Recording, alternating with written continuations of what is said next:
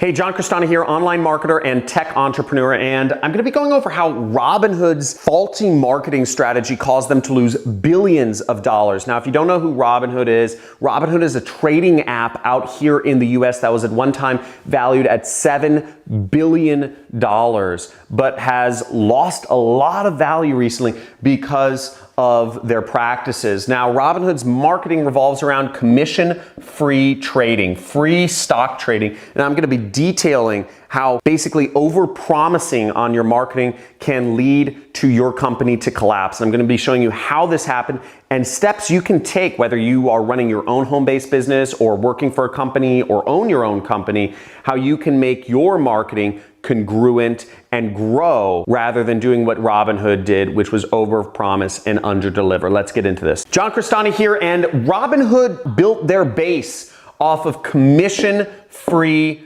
trading, free stock trading. These are ads, these are screenshots of the webpage from Robinhood.com. And if you haven't heard the news lately, Robinhood has been crashing almost every single day. Users cannot get money out of Robinhood. Users cannot trade stocks on Robinhood. Users cannot sell stocks on Robinhood. And the reason is, and the rumors are, is because they keep going up against their credit lines. They just don't have the money. They don't have the liquidity to actually keep going. And the reason for this is because they are a startup company that has been running at a loss because of their marketing. Now, marketing free stock trading is a beautiful proposition, commission-free trading. It means literally you don't pay just any fees whatsoever to buy and sell stocks. And people have been trading billions of dollars or hundreds of millions of dollars back and forth using the Robinhood app because of this amazing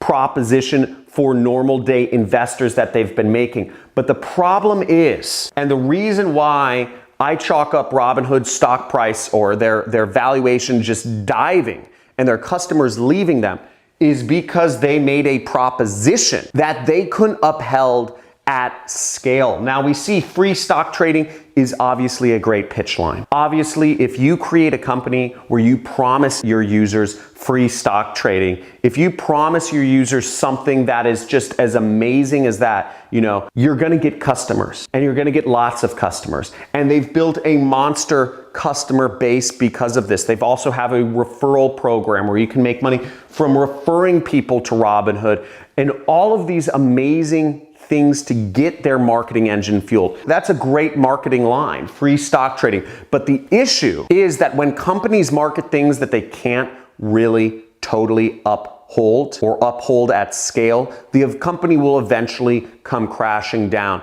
Customers talk, people talk, and we've seen by this on YouTube. We see Robinhood crash. Steps you need to take. Is Robinhood going under? Robinhood shut down. 200 million loan crash. Robinhood is screwed. Robinhood app crash. Robinhood experienced a system-wide outage.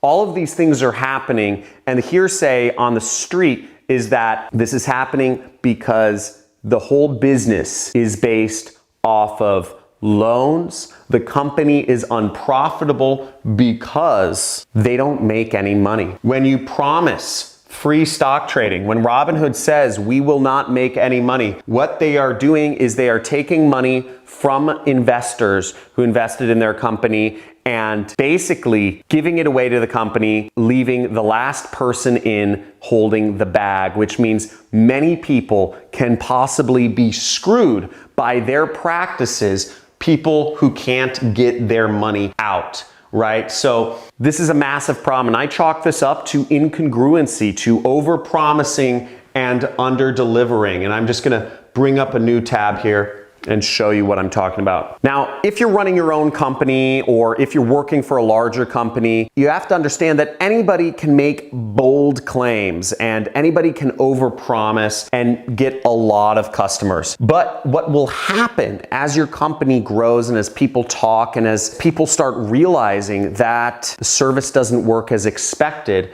is that you will hit a cap and your company will end up failing and losing customers, and it'll just be a downward cycle. And we see this happening with companies like Apple, who based their laurels on easy to use, on privacy, and on good support. And since Steve Jobs has left, they've been shedding customers and shedding market value and going down because they can't keep up with the promises that their company was originally held on. Okay, Google has maintained fast searches. That's their thing. Find what you want, get results very fast. And they've been growing steadily but surely all throughout their time because they've kept to their core promises. And if you're building a company, build your company around promises that you can ultimately keep. Anybody can overpromise and get customers, but ultimately your potential will always be capped